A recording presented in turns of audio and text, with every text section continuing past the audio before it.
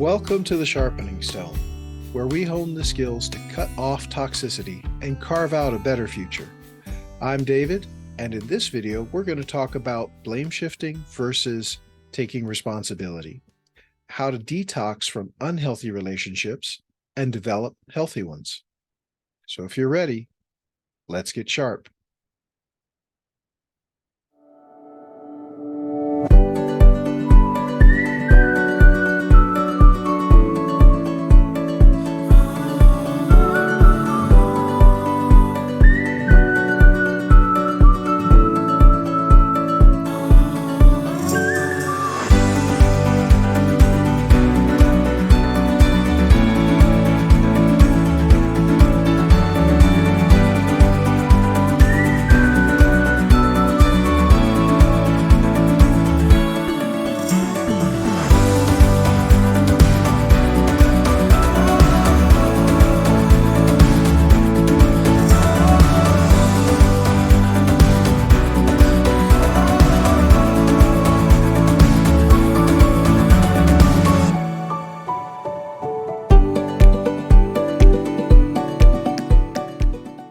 What can you expect from your recovery process? Well, first, you can expect not to be able to fix the toxic person. A person has to want to get healthy in order to get healthy. You can't make somebody else healthy or drag them along with you. The next thing you can expect is that relationships with toxic people are not going to be healthy. They're not going to become healthy no matter how much work you do on yourself. By definition, interacting with a toxic person is going to be toxic. The next thing that you can expect in your recovery journey is that you have the right to explore your own thoughts, beliefs, and actions without judgment or condemnation, either from yourself or anyone else.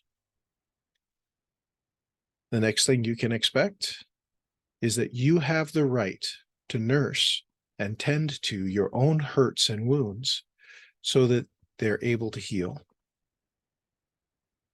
You can also expect that the authority over your thoughts, beliefs, and actions belongs to you and you alone. It's not someone else's responsibility or fault, and no one can make you do things. We do influence each other. However, you are actually in control, and you can take that authority. You have the right to carve yourself into the person you choose to be. You're not beholden to what someone else decides you should be or believes you should be. You get to make those choices for yourself. You can also expect that the healthier you get, toxic people will fight harder to keep you bound to that toxic relationship.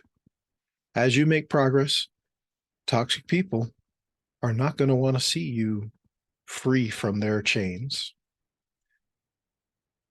And the last thing that you can expect, well, that we're going to discuss here, there are many other things you can expect, is that restoring yourself is worth far more than the cost of the process to restore yourself.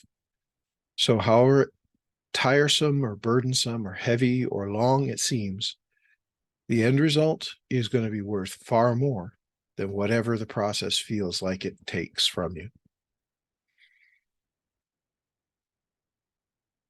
Toxic versus healthy relationship behaviors. Blame shifting is a toxic relationship behavior. It involves one partner blaming the other partner for things they didn't do, have no control over, have no influence on. It can be everything from simple things to grandiose things. The blame shifting violates all the boundaries of relationship in different ways. Blame shifting looks like false accusations towards one partner, projecting one's own faults and mistakes onto the other partner, taking credit for anything good that the other partner does, and not letting them enjoy the credit of their good behavior or their successful actions. Blame shifting violates respect by showing no regard for the well-being of the other person. It's a one-way street. And every toxic behavior pretty much is a one-way street. It demands the benefit for the toxic person while trying to shove off the cost or the suffering or the work to the other partner. Blame shifting violates the relationship boundary of trust by exploiting the other's vulnerability and making them unsafe. It uses their vulnerability against them to lay on them burdens that don't belong to them. The boundary of honor is violated by blame shifting because it tears down the target's reputation. It makes them look bad, not only to themselves, but to the world at large. Blame shifting violates nurture by exposing the other person to liability that's not theirs, exposing them to punishment or suffering or debt that doesn't belong to them. So it robs them of what they need to prosper and be healthy. Blame shifting violates affection by having a negative regard for the other person, making them feel rejected, unwanted, unwelcomed, like they're the problem. And blame shifting violates humility by being closed-minded, narrow-minded, having an all or nothing mentality, a my way or the highway, a refusal to listen thoughtfully or otherwise to any other perspectives besides the perspective that gets the toxic person what they want at the expense of other people. Now, taking responsibility, by contrast, is a healthy relationship behavior. Taking responsibility builds up the relationship boundaries that protect the harmony and the peace and the wholeness of a relationship. Taking responsibility is when both partners own up to their own actions, positive and negative, and they're willing to make corrections to restore the relationship back to harmony and peace when they do something that makes the relationship unsafe or damages or causes harm to one another. Taking responsibility is a two-way street. Both people in a relationship own up to the bad things that they've done, the mistakes, the faults, the flaws, without a shame or a guilt that is debilitating, but with a remorse, a regret for the harm that it caused the other person. Not a regret for being caught, but a regret for the damage that it's done, and therefore a willingness to restore the relationship and correct the behavior, to undo the damage. Taking responsibility involves sharing ownership of successes as well. It's not just taking all the credit for oneself, but giving credit to your partner or your counterpart for their contributions to your successes. Taking responsibility is really a wonderful thing to experience.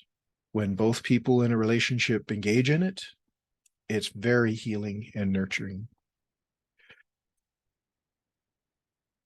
Taking responsibility supports the relationship boundaries of respect by considering the well-being of each other, of allowing each other to save face.